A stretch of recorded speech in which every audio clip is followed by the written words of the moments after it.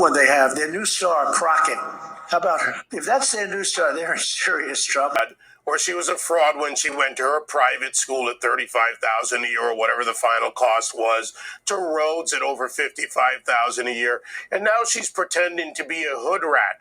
Look, I don't like Sheila Jackson Lee, but at least she came from the Fifth Ward in Houston. And while we disagreed on politics, she came from a truly poor and crime-ridden neighborhood, and that was part of her district. Jazmine Crockett is a performative politician. She's a fraud.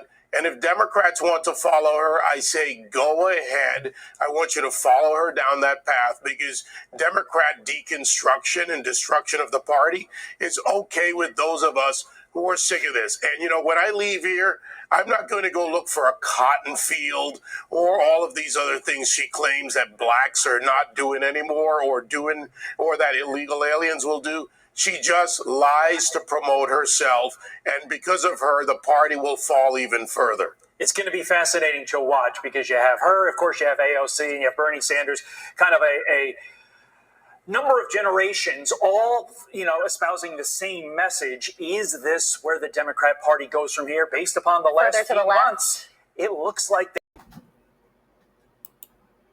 the sky is the limit, and that's what I want to show people about TX30. We're not just this big ghetto.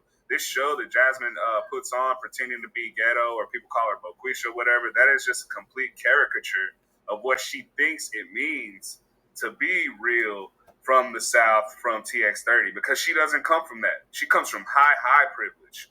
That's the way she grew up, spending other people's hard-earned money to fund her lavish, privileged lifestyle. But it just goes to show she was willing to do anything that she could to further her brand as an attorney, even if it meant lying, right? Even if it meant holding herself out and really hurting this family, a black family, right? The people that she claims to care so much about. But she stepped right on them to further herself, and that's what she did with TX30. She stepped right on us to further herself, and people recognize that now. Sheldon, I appreciate you for joining me today, brother. Thank you very much for your time.